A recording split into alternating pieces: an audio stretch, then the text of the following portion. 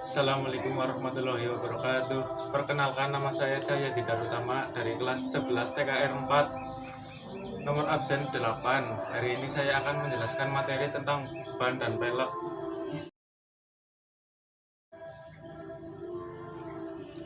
Ban pneumatik diisi dengan udara bertekanan yang digunakan pada kendaraan. Ban merupakan salah satu bagian dari kendaraan yang berhubungan langsung dengan permukaan jalan. Ban dipasangkan pada pelek sebelum dipergunakan pada kendaraan.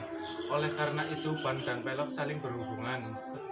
Ban berfungsi sebagai berikut. 1. Menahan seluruh berat kendaraan. 2. Ban berhubungan dengan permukaan jalan sehingga ban dapat memindahkan gaya gerak, gaya pengereman kendaraan di jalan, dan mengontrol mulai jalan, akselerasi, deselerasi, pengereman, dan berbelok. Ketiga, mengurangi kekuatan yang disebabkan oleh permukaan jalan yang tidak beraturan. Keempat, memberikan kenyamanan dalam berkendara. Konstruksi ban yaitu sebagai berikut. 1. Karkas atau casing. Karkas merupakan rangka ban yang keras, cukup kuat untuk menahan udara yang bertekanan tinggi dan juga cukup fleksibel untuk meredam perubahan beban dan beraturan. Karkas terdiri dari ply atau layer dan tear rod atau lembaran anyaman paralel dan bahan yang kuat yang direkatkan menjadi satu dengan karet. Cord pada ban-ban bus atau truk biasanya dibuat dari nilon atau baja. Sedangkan untuk mobil-mobil penumpang kecil biasanya terbuat dari polister atau nilon. Ban diklasifikasikan menurut arah cord, yaitu ban tipe radial dan bias ply. 2. Tread. Tread adalah lapisan karet luar yang melindungi karkas terhadap kepuasan dan kerusakan disebabkan oleh permukaan jalan. Tread adalah bagian yang langsung berhubungan dengan permukaan jalan dan menghasilkan tahanan akibat gesekan yang memindahkan gaya gerak dan gaya pengereman kendaraan ke permukaan jalan. Pola tread terdiri dari alur yang terdapat pada permukaan tread dan dirancang untuk memperbaiki kemampuan ban dalam memindahkan gaya ke permukaan jalan sesuai kebutuhan jalanan. 3. Sidewall. Sidewall adalah lapisan karet yang menutup bagian samping ban dan melindungi karkas terhadap kerusakan dari luar ban. Sebagai bagian ban yang paling besar dan paling fleksibel, sidewall secara terus-menerus melenturkan di bawah beban yang dipikul oleh kendaraan selama berjalan. Di sidewall tercantum informasi nama pabrik pembuat, ukuran ban, tanggal dibuatnya, dan informasi lainnya. 4. Breaker. Breaker adalah lapisan yang terletak di antara karkas dengan tread yang memperkuat daya rekat antara keduanya. Breaker meredam kejutan yang timbul dari permukaan jalan kekar ada dan biasanya digunakan pada ban dengan bias ply. Ban untuk bus dan truk serta truk ringan menggunakan breaker yang terbuat dari nilon, sedangkan untuk mobil penumpang menggunakan breaker dari bahan polister. 5. Belt atau rigid breaker adalah tipe breaker yang digunakan pada ban radial ply dan diletakkan seperti sarung mengelilingi ban di antara karkas dan karet tread untuk menahan kar ada dengan kuat. Rigid breaker yang tersusun dari kawat baja, rayon, atau polister digunakan untuk ban mobil penumpang, sedangkan rigid breaker dari kawat baja digunakan untuk ban bus dan truk. 6.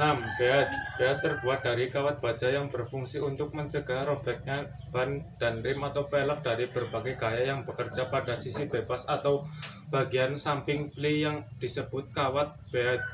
Tekanan udara di dalam ban mendorong bead keluar pada rim atau pelek dan tertahan kuat. Bead dilindungi dari kerusakan karena gesekan dengan pelek dengan jalan memberinya lapisan karet keras yang disebut chamfer strip.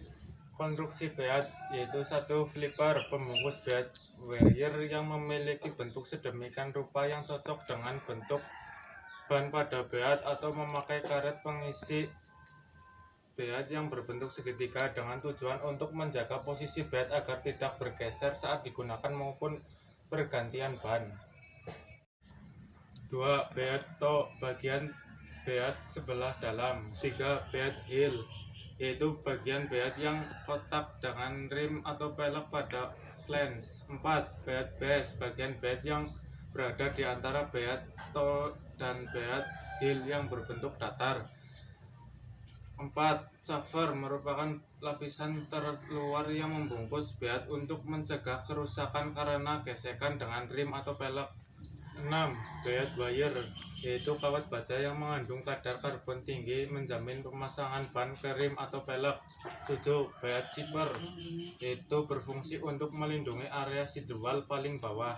Macam-macam pola telapak ban atau thread, yaitu thread dibuat dengan berbagai macam pola dengan tujuan yang berbeda-beda, salah satunya yakni untuk membuang air. Perbedaan ini dapat mempengaruhi banyak hal dalam berbagai faktor yang timbul akibat kondisi permukaan jalan serta jenis kendaraan yang menggunakannya. 1. Pola rib. Pola rib berbentuk beberapa alur zigzag paralel yang mengelilingi ban. Pola ini sangat cocok untuk berjalan di jalan dengan permukaan yang rata pada kecepatan tinggi atau highway. Pola rib memiliki karakteristik sebagai berikut. 1. Mempunyai tahanan gelinding atau rolling resisten yang kecil bagi ban. 2. Seat slipping resisten lebih besar sehingga kendaraan lebih mudah dikendalikan. 3. Suara yang ditimbulkan oleh ban kecil. 4. Tenaga tariknya kurang baik bila dibandingkan dengan ban yang menggunakan pola lug. 2. Pola lug. Pola lug memiliki alur tegak lurus terhadap garis keliling ban. Pola ini banyak dipakai pada ban mesin konstruksi dan truk. Pola thread ini cocok digunakan untuk berjalan pada jalan yang tidak rata dan lunak atau jalan tanah. Pola lug memiliki karakteristik sebagai berikut. 1. Mempunyai tenaga tarik yang baik. 2. Tahanan gelinding atau rolling resisten yang cukup tinggi. 3. Thread pada daerah lug lebih mudah aus, tidak merata. Suara yang ditimbulkan oleh ban lebih besar.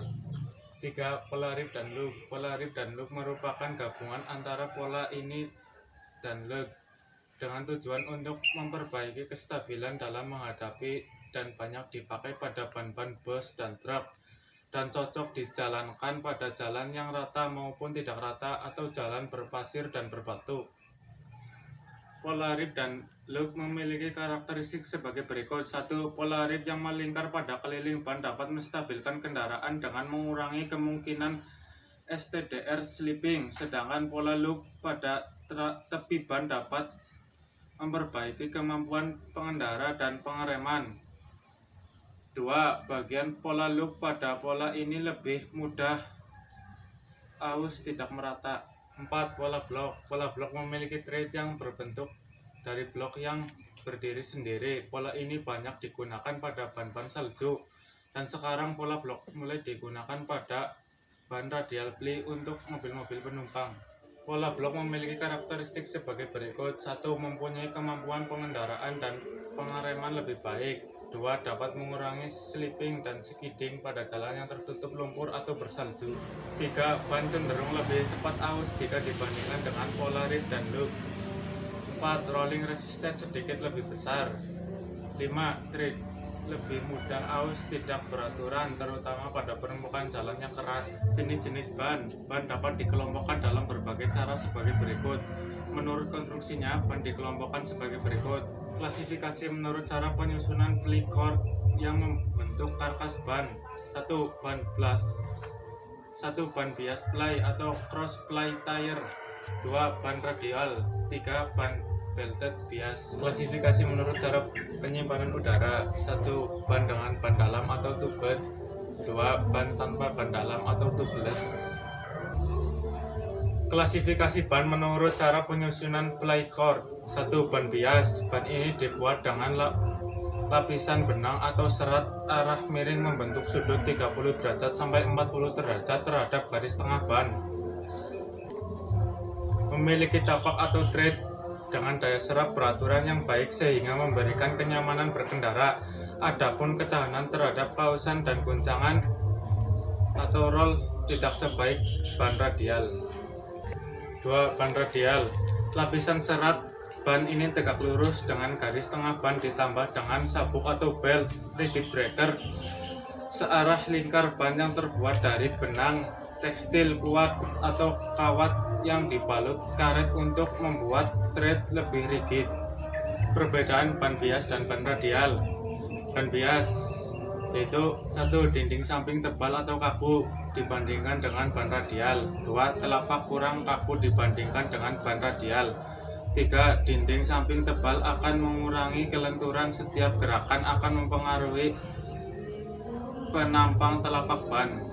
4. Pada saat menikung, sebagian telapak terangkat sehingga mengurangi kekuatan kotak telapak dengan permukaan jalan. Ban radial. 1. Dinding samping ban tidak tebal atau lentur.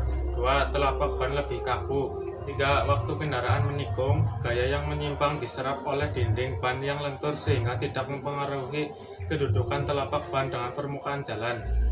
Pelek roda. Ban tidak dapat dipasang langsung pada kendaraan, tetapi dipasang pada roda-roda biasnya pelek atau diswell. Karena roda merupakan bagian penting yang menyangkut keselamatan mengemudi, maka harus cukup kuat untuk menahan beban vertikal dan horizontal, beban pengendara dan pengereman, dan berbagai macam tenaga yang tertumpu pada ban. Di samping itu, roda harus seringan mungkin. Tambahan pula, ban harus dibalance dengan baik. Dengan demikian dapat berputar lembut pada putaran tinggi, dan pelek harus dibuat akurat agar dapat mengikat ban dengan baik. 2. Tipe pelek roda. Pelek roda dapat dibedakan menurut metode pembuatan dan bahannya. Ada 2 tipe yang umumnya digunakan sekarang, yaitu baja press dan campuran besi tuang atau cast lead alloy. Pelek baja press. Pelek tipe preset steel disc well ini terdiri dari rim yang dilas ke disc. Disc dibuat dari lembaran baja yang dipres. Konstruksi seperti ini mudah untuk diproduksi dalam jumlah yang banyak. Pada umumnya kendaraan menggunakan tipe ini karena tahan lama dan kualitasnya merata. Pelek dari bahan campuran besi tuang. Pelek atau cast lead alloy disc well ini dibuat dari bahan campuran terutama dari aluminium atau magnesium. Pada umumnya digunakan untuk mengurangi berat dan menambah penampilan kendaraan. Demikian yang bisa saya sampaikan, kurang lebihnya mohon maaf. Wassalamualaikum warahmatullahi wabarakatuh. SMK bisa, TKRO disiplin, komitmen, kompeten.